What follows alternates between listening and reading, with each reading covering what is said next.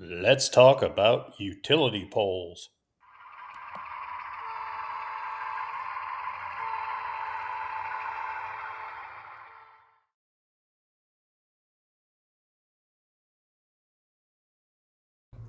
Howdy YouTubers, a quick update on utility poles. As I finish off the extension here on my shelf layout, I'm going to add electric poles on that new extension, feeding into the scrap yard and then feeding into that metal fabrication plant. And there'll be lines running along the back there. If you've watched my channel, you've seen that I scratch built the utility poles that are on the existing section of the layout. So I've got various different designs. This one taps off the power and goes down underground to power high voltage at these manufacturing facilities. I've got one here that actually drops a transformer line into this plant. The ones that just drop a line have a ground transformer. Try to keep it as prototypical as possible. This one drops the line with a transformer to feed the P&W buildings, and it's all scratch built. The transformers, the wires, the poles, and I'll talk about that in a second. So these I would call more traditional style poles, and I vary the colors. This has got a little greenish to it. The other one's got brown. So this pole drops power down underground to pass under the overpass, and then it picks it back up here. And anywhere it drops or picks up, I've got circuit breakers on the lower arms, just like you'd see in the prototype.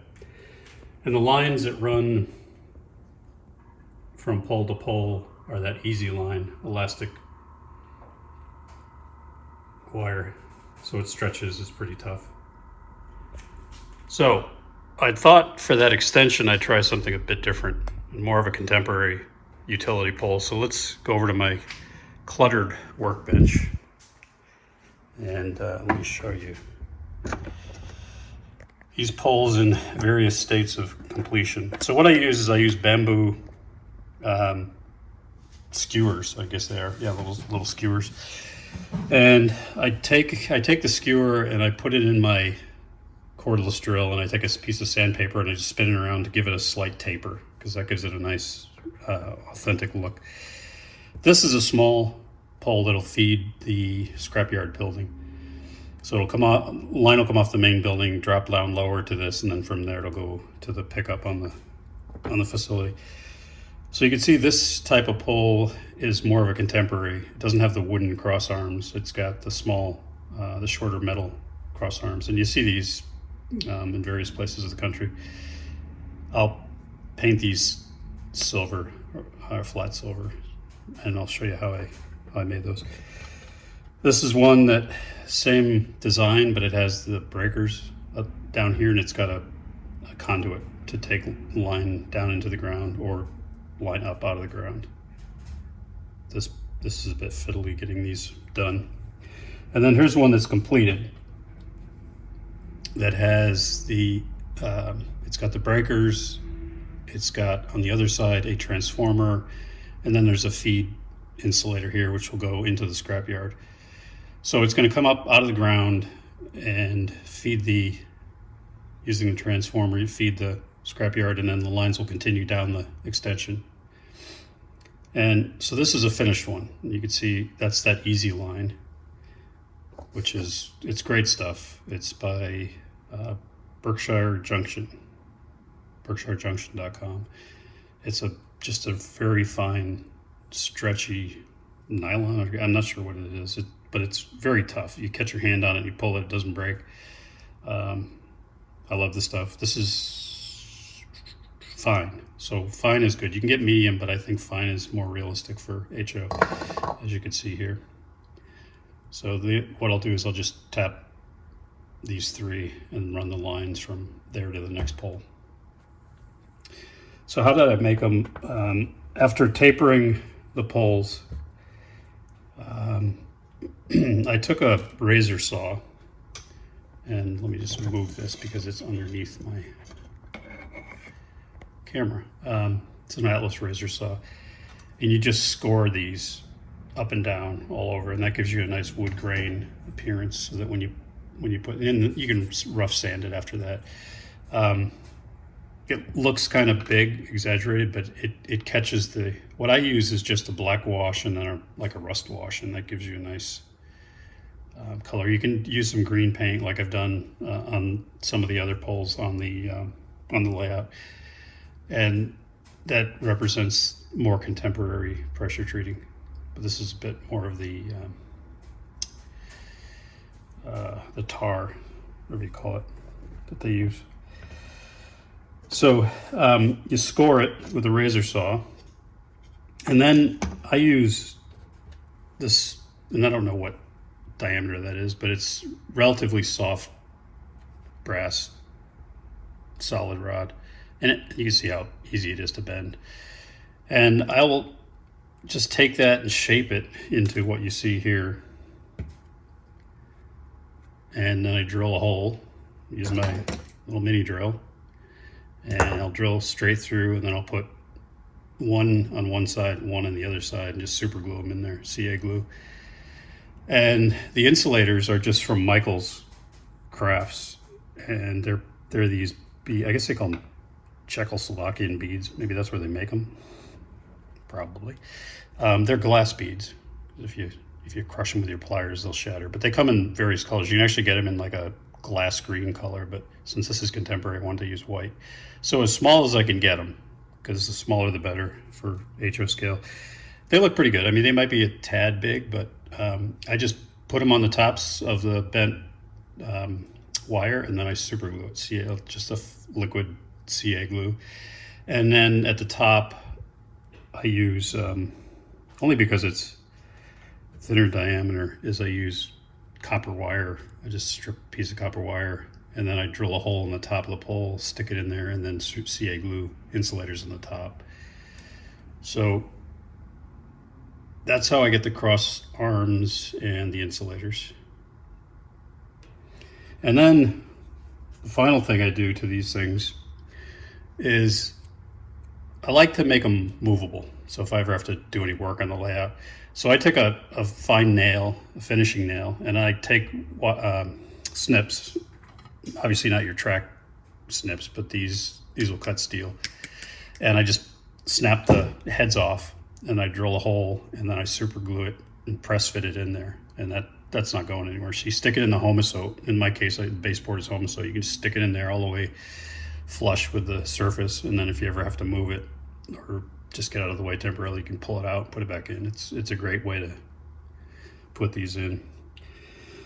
So that's pretty much it. The final bit is taking this easy line. It's hard to see it on camera, but on the layout it looks great.